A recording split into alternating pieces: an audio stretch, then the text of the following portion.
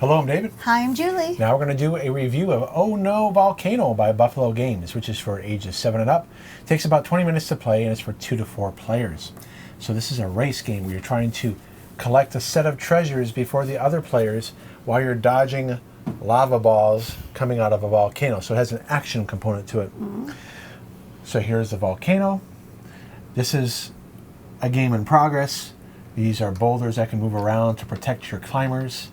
And you'll see as the ball comes down, you can knock someone off. See, it just knocked me off. But you know what? It was me it knocked off. Oh, it knocked off Julie. Yeah. So the good thing about that is if a person gets knocked off, you get a gear card, and you can spin. These gear cards are always good. Yep. To move your climbers faster and higher. So the setup is each player gets a player board in a 2-player game. You play with this side where you have to get 2 emeralds, 3 rubies, and 4 sapphires. On the 3 and 4 player side, you get less gems because there's more players. You have 4 climbers, an A, B, and C, and you'll see here that on the climber, it tells you what letter it is. There it is. There it is right there. And you'll have climber cards that you can play. You'll start out with 3, and you have a deck of 12. If the deck runs out during the game, meaning that you've played all your cards, you can't draw anymore, the game ends immediately, and you'll count your points. Emeralds are worth 3, rubies are worth 2, and sapphires are worth 1. I still have mine left from the game. That's okay. Gear cards, as you get it as your climbers fall off, and if you have multiple climbers fall off, you just get more gear cards, but you can only hold 3 at a time. And so if you get more than 3, you just have to discard down the 3. So you'll just do what the card says. You'll move the A climber 0, 1, 2, or 3 spaces. You don't even have to move a climber, but they always must move up or to the side. So if this is my A, I can get this other sapphire by going 1, 2, and stopping. And then if I brought in my B, I can go 1, 2, 3. So I would get 2 sapphires for each one of those climbers. And then I can move a boulder. So I'll move a boulder here to protect this climber. And I have the question mark indicates that I can drop it on any one of the 6 spaces here, and so I want to try to keep it away from that side. So I'll go in 6 here. So here we go. Oh, and seriously? Julie got another, and so I've slowed Julie down. You see that there's some caves here. You can enter move on a cave, and there's a matching cave that you can come out of. You can't move to a cave if there's a climber there or there's a boulder blocking it. You also cannot move through your own climbers or other climbers, and so this cave goes to this one. If you get to the top, you get an emerald, and then you come back down to base camp when you get the emerald. So the game ends immediately if a player completes their treasures. If the game ends, if a player plays all their cards and you count your points, whoever has the most points wins. It does not give any tie-breaking rules, though, so we don't know what would happen with a tie. I would have won.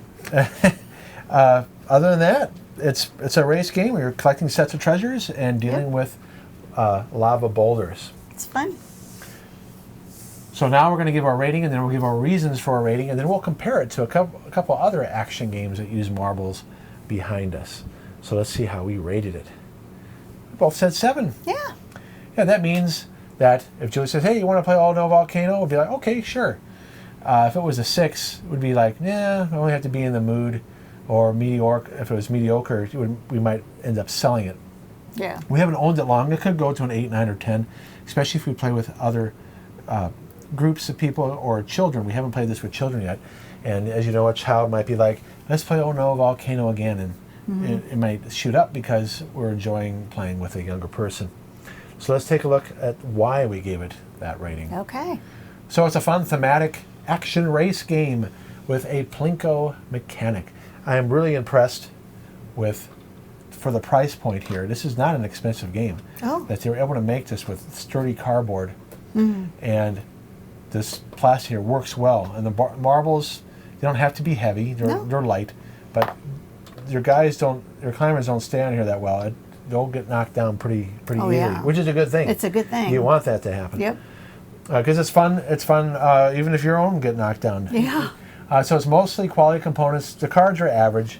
They're not, if you let young people shuffle this, they might not hold up to young people who don't know how to shuffle. But if you're careful, it will hold up over time. And if you play it a lot, then you're just going to want to sleeve it. Easy to teach and play. It's an accessible family game. It plays fast for 2 players. Oh, yeah. It's light strategy. So you'll see that when we do, if you watch our how to play and playthrough, we're looking at, okay, we're counting ahead, and we're seeing, well, where's the lava ball going to fall? Because maybe I want to stick to this side if it's going to go down 6. And so you are looking at what your opponent's doing as you're planning out your move. So there's just the right amount of strategy for a game of this complexity. And to take that isn't bad because you don't mind your climbers getting knocked down. True. So it lacks different modes and options. So this is what might prevent it from being higher than a 7 over time. You'll see one of the games behind us that has different modes. It has cooperative mode and it has a competitive mode. It has expansions. Maybe they'll come out with expansions for this, maybe not. Yeah. You can see maybe a Yeti can be on here that moves around. That'd be kind of cool. That'd be kind of cool. But it has no other modes. So that's why it might not rise above a 7 because of that. Yeah. So the math and science connections, you are doing basic addition. You are teaching physics of how objects in motion tend to stay in motion, and how you have ricochets and things like that. So you can tie it in to some basic math and science. And then it does a neutral is adult assembly. The hardest thing to put together on this is the middle part. So it does take some finesse to slide in these sides here. So a young person, especially a 7-year-old, likely will not be able to do this without damaging it. So I would not let a 7-year-old or a child who's not careful do this. There's adults that might mess this up and damage the assembly. Probably me. Now the cardboard's thick, but you still want to be careful. Oh, sure. So let's see what Julie has to say. Not as much as David.